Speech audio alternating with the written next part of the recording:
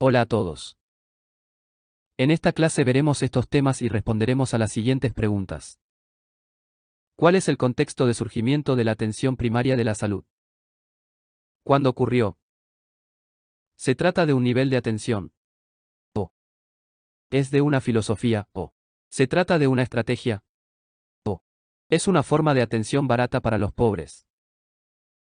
Pasada la segunda mitad del siglo XX, el modelo hospitalocéntrico de la atención ya daba señales de insuficiencia. Un modelo en el que la atención se hace en base a la recepción pasiva de una demanda de atención por parte de instituciones altamente centralizadas y ubicadas en localidades cabecera de las poblaciones. A su vez, la evidencia que la atención hospitalaria era una fuente del constante incremento de los gastos en salud era algo ya insoslayable, por lo que era necesario entregar una atención rápida y de bajo costo. No solo en cuanto al tipo de profesional, que no se requería que fuera altamente especializado, sino una atención que no requería en el primer momento de alto uso de aparatología. Otra cuestión a resolver era la accesibilidad geográfica, ya que los hospitales se encontraban, y se siguen encontrando en las zonas cabeceras, lo que es dificultoso para quienes viven en lugares alejados. Pasada la segunda mitad del siglo XX, el modelo hospitalocéntrico de la atención ya daba señales de insuficiencia.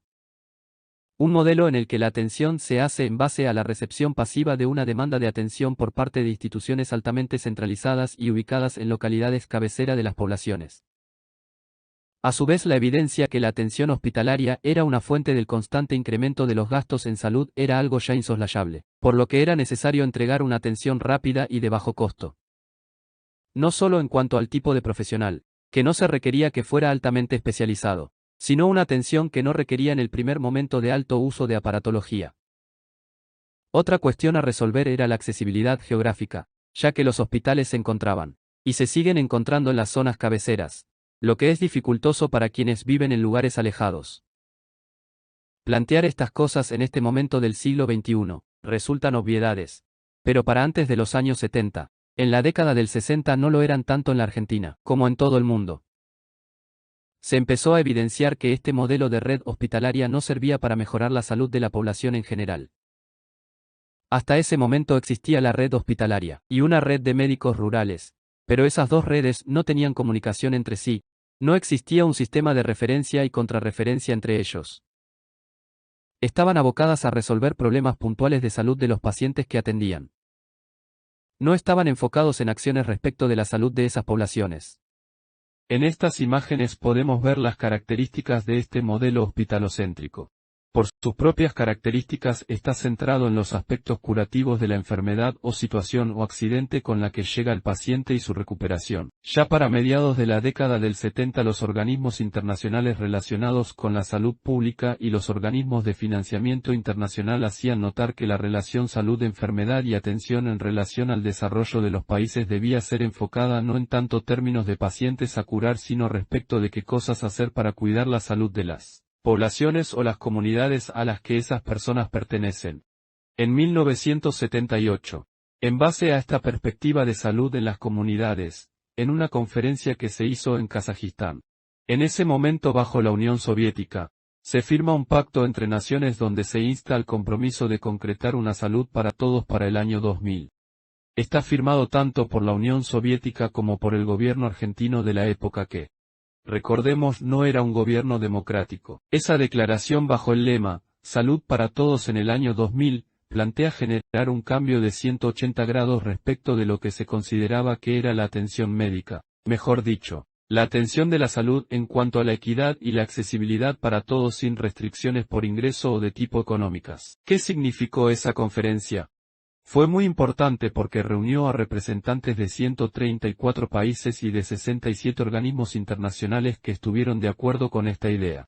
Una nueva idea de entender que la atención de la salud debería ser integral, comprensiva, simple y accesible. Comprensiva significa que abarca múltiples instancias y dimensiones de lo que implica la atención individual y comunitaria.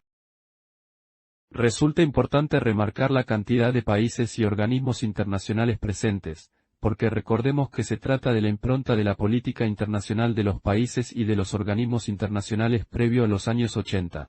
Esto es, previo a la crisis del petróleo y la entrada en crisis del estado de bienestar. A fines de los años 70, marcado por la emergencia del neoliberalismo en lo económico, los organismos internacionales cambiaron la forma y la estrategia para subvencionar programas de asistencia especialmente a países subdesarrollados. Con el diario del lunes, se podría decir estas metas eran setentistas, o utópicas, pero era definitivamente otra época. Empezaron a replantearse, o mejor dicho girar sus acciones hacia intervenciones mucho más focalizadas y restrictivas, más puntuales ante la falta de financiamiento o mejor dicho, se dejó de financiar líneas de acción. Como definición política, lo que marca es la centralidad del concepto de equidad. A esa definición política también le acompaña una definición técnica, que es plantear que también debe haber un sistema de atención previo al hospitalario. Ya que resultaba insuficiente, no solamente por el enfoque curativo, recordando lo que vimos del modelo biomédico, sino también que se trata de un sistema de atención que espera a los usuarios acudan a él, no los a él a buscar. En esta definición se remarca la cuestión de costos, indicando a un costo que el país y la comunidad puedan afrontarlo. Pero también una definición de atención no centrada en el individuo sino en las comunidades en las que éste está inserto. Este tipo de definición está hecha justamente para la acción, esto es una definición de política pública. Aquí las nociones de accesibilidad y cercanía son las centrales. En cuanto plantea que para que sea efectivo el derecho a la atención, debe cumplir con esas características. Pero también ser la puerta de entrada al sistema de atención. Puerta de entrada y no una barrera que dificulte la entrada. En tanto puerta de entrada es el inicio de un recorrido por lo que se conoce como los 3 niveles de atención, primario, secundario, y terciario que a su vez derivan en los niveles de complejidad de la red de atención sanitaria. En esta página se sintetizan las características de la APS como filosofía. Debe ser integral, para todos, esto es sin restricciones y a costos accesibles. Lo que no quiere decir que sea gratis pero que sea de calidad, con la aplicación de tecnología y respetando el principio de equidad entre grupos vulnerables y no vulnerables y zonas geográficas.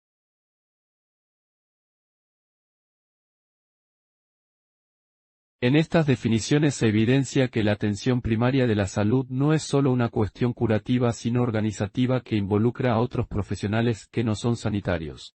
Más allá de los médicos o de quienes ejercen la atención tienen también su participación dado que implica la ejecución de actividades que no son directamente relacionadas con la curación o atención del individuo o del paciente, por lo que esto le agrega complejidad al nivel de atención. Este gráfico sintetiza lo que representa la atención primaria de la salud como una visión integral que lo detallaremos en la siguiente página. Estas son las distintas dimensiones o forma de entender la atención primaria de la salud, basados en una filosofía donde la salud es un derecho y no un bien que se compra en el mercado. Porque por más que uno compre una tonelada de analgésicos no significa que vaya a tener menos enfermedad o vaya a estar más sano. Entendida como un conjunto de actividades se refiere a la estrategia puesta en funcionamiento en tanto actividades para realizar en relación a la comunidad para fomentar y educar sobre su salud. Esto es para producir factores positivos respecto a la salud de ellos. Otra de las dimensiones es atención primaria como nivel de atención, esto es como nivel dentro de la lógica o sistema de atención sanitaria preventiva y curativa. Primero en tanto estrategia. Esto es, como política de atención de la salud. Entonces como estrategia se articula la accesibilidad, la calidad, cobertura para toda la población, y una calidad costo-beneficio aceptable.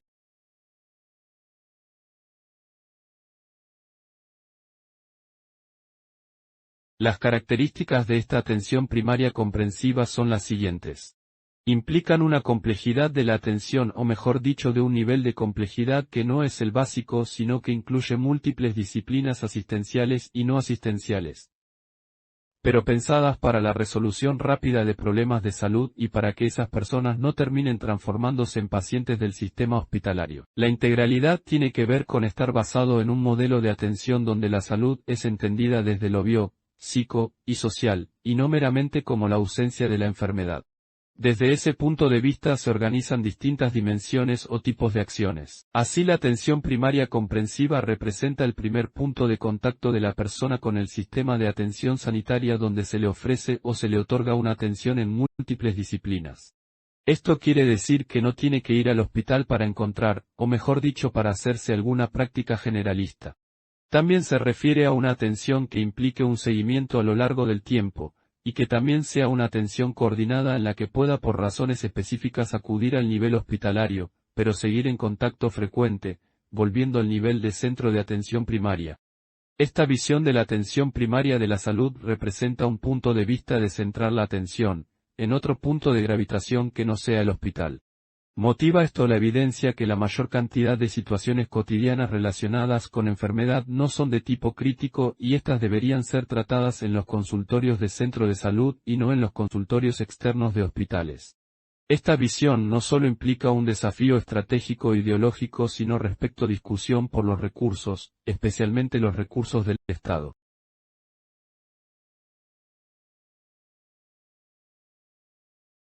En tanto filosofía, la atención primaria implica la efectivización del derecho a la salud pero, no pensando en el individuo enfermo sino en las comunidades, entendiéndolas como actores de responsables y participantes de su propia salud. No solo respecto de lo curativo sino de lo que tiene que ver con lo saludable de su entorno o hábitat. Como nivel de asistencia, esto quiere decir un núcleo de actividades esenciales a cumplirse, con características o criterios que deben también ser cumplidos. En esta dimensión son fácilmente distinguibles las actividades que se conocen como específicamente de atención primaria, esto es básicamente las de la medicina preventiva. Las barreras, esto se refiere a las imposibilidades o a las dificultades de poder cumplir con lo mencionado en estas páginas últimas de manera completa. La atención primaria vista de manera comprensiva, esto es integral, tiene un componente político podría decirse de autodeterminación de las comunidades, o de que las mismas comunidades y personas sean responsables y actores de su propia salud. Pensemos que esto fue planteado en la década de los 70 en los que muchos países el gobierno era ejercido por dictaduras militares.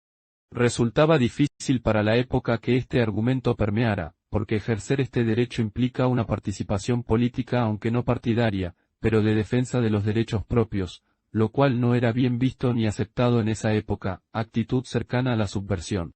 Tanto por estas razones de la década como las nuevas directivas de los organismos internacionales de financiar aspectos puntuales y desafectar el componente de fomentar la responsabilidad o la participación de los derechos políticos, hizo que esta visión comprensiva, o mejor dicho integral, fuera recortada donde cada país o actor elegía las dimensiones que más estaba en sintonía con ella, pero también esto se debía a la debilidad, o mejor dicho la ambigüedad del lenguaje utilizado en la declaración.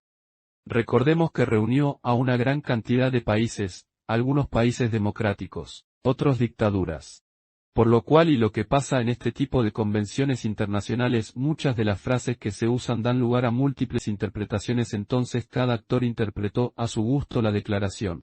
Entonces lo que nos queda es la IP selectiva. Esto quiere decir lo que realmente se implementó o se aceptó de esa comprensiva fue limitado.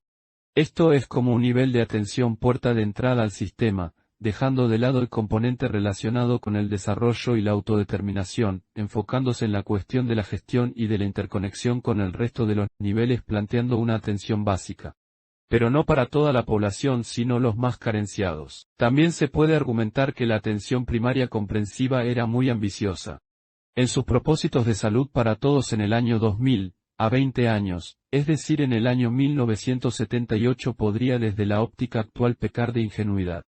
Debido a dificultades tales como las barreras geográficas en el acceso era algo que requería una conformación de una red de centros de atención y o postas sanitarias que no era fácil de concretar en esa época.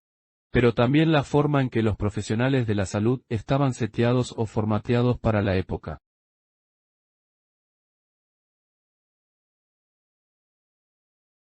No solo los centros de atención de salud que conocemos en este momento como CAP son fruto de la atención primaria selectiva sino también la forma o la manera de abordar los problemas de salud de las poblaciones. En algunas de las acciones realizadas en los países más pobres se planteaba que los destinatarios se hicieran cargo de parte del gasto de la implementación de esas mejoras, lo que resultó en el empobrecimiento de los mismos. Por ejemplo en África, en vez de entregar medicación gratuita a personas en situación de pobreza e indigencia, estas personas tenían que hacerse cargo pagar parte del costo del medicamento. Como estas personas estaban impedidas de hacerlo porque estaban enfermos, sus familiares debían pagar el medicamento y al tener que trabajar para conseguir dinero para el mismo. Eso le complicaba solventar los otros gastos para vivir, lo que implicaba que la familia entera tuviera que trabajar para pagar los gastos hospitalarios, hacer guardias para cuidar al familiar, lo que resultaba en bancarrota y familias en la calle. Haciendo clic en el hipertexto del enlace sobre Bangladesh podrán ver cómo a veces el hecho de gastar menos o invertir lo menos posible, a la larga produce que se gaste más en recuperar a las personas de la enfermedad.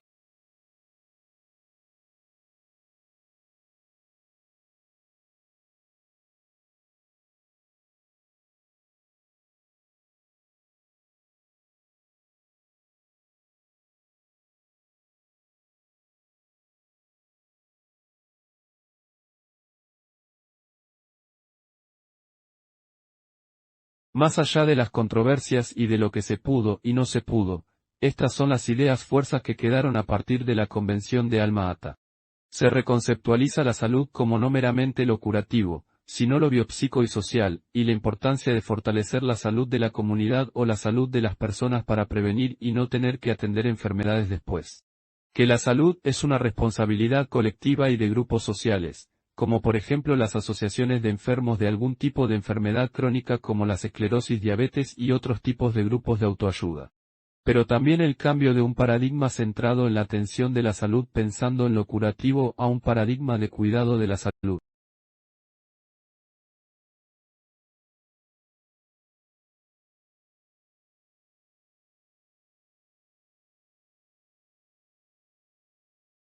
¿Cuál sería el legado de Alma-Ata? La importancia creciente de la promoción de la salud como rama de la salud pública ya establecida. El reconocimiento de los determinantes del campo de la salud como factores de producción de salud a nivel colectivo.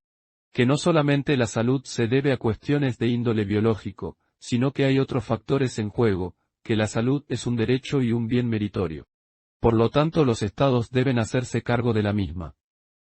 No se refiere específicamente a la atención de la misma, ya que la atención es distinta en todos los países en cuanto a su financiamiento y provisión.